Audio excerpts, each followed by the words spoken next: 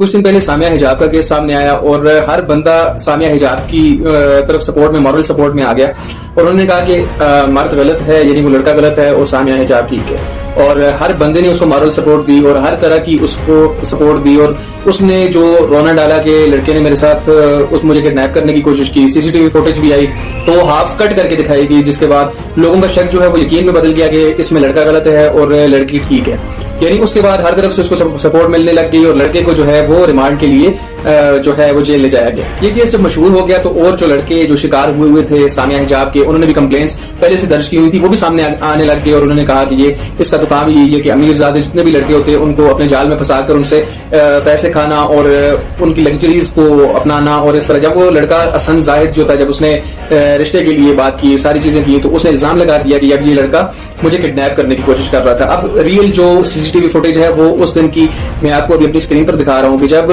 आप खुद सोचें कि सीसीटीवी फुटेज आपको अगर फुल देखें तो इसमें लड़का सबसे पहले आगे खुद चलकर जा रहा है और गाड़ी में बैठ रहा है। यानी ऐसा कौन सा किडनैपर होगा जो बंदे को कहेगा कि आप पीछे पीछे आते रहो, मैं आगे आगे चलता रहूंगा।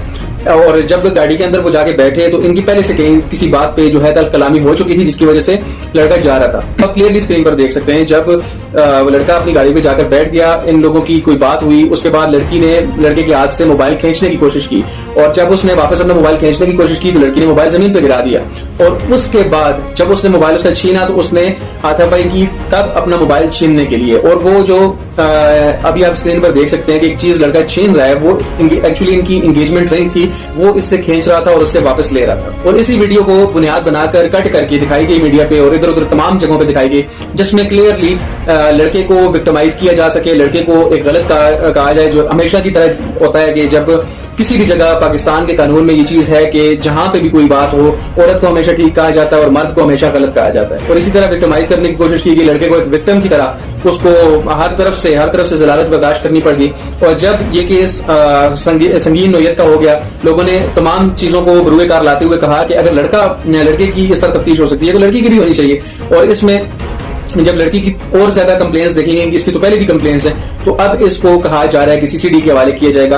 और अब ये अपनी नोयत का संगीन केस बन चुका है। यानी पहले भी ये हर लोगों से वादे करती रही है, तमाम लोगों से वादे करके पैसे खा के तमाम चीजें डकार मार गई है।